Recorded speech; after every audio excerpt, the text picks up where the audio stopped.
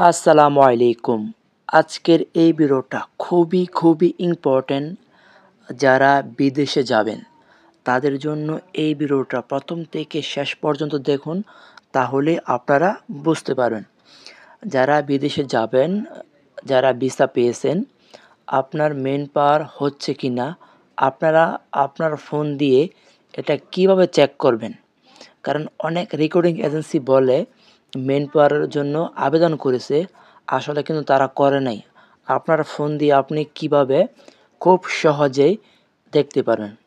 তো hello everyone, যারা আমার এই ফেসবুক পেজটা এখনও ফলো দেননি, প্লিজ দয়া করে আমার এই পেজটা ফলো দিবেন। চলুন ভিডিওটা শুরু করা যাক। প্রথমত আপনারা ফোনে গুগল অপশনে চলে যাবেন। দেখুন আমার ফোনের গুগল অপশনে চলে গেলাম।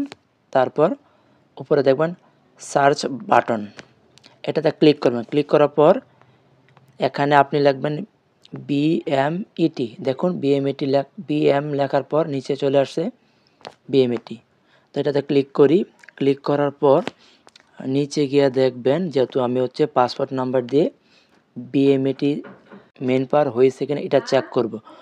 তো এখানে আমাকে ডাউনলোড যে সার্টিফিকেট আছে এটাতে ক্লিক করতে হবে। তো এটাতে আমি ক্লিক করলাম।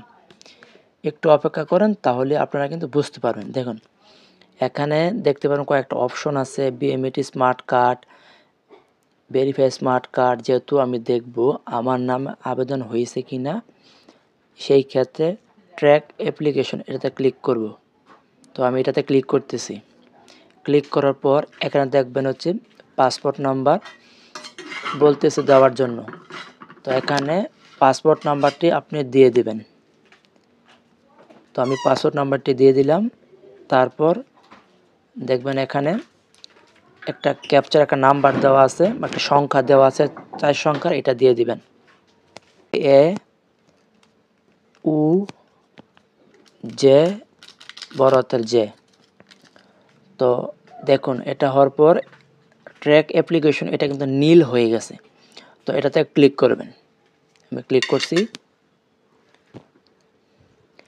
ক্লিক করার পর দেখুন কত তারিখে এটা আবেদন হয়েছে এটা কিন্তু দেখাচ্ছে। হয়তো এই জিনিসটা কেউ জানে না। আপনার ফোন দিয়ে কিভাবে আপনি মেন পাওয়ার চেক দিবেন, তো অবশ্যই ভিডিওটা আপনারা দেখছেন, অবশ্যই আপনারা নিজে করতে পারবেন। দেখুন অ্যাপ্রুভ হয়েছে আজকে 10 ফেব্রুয়ারি 2:12 PM এরকমভাবে দেওয়া আছে।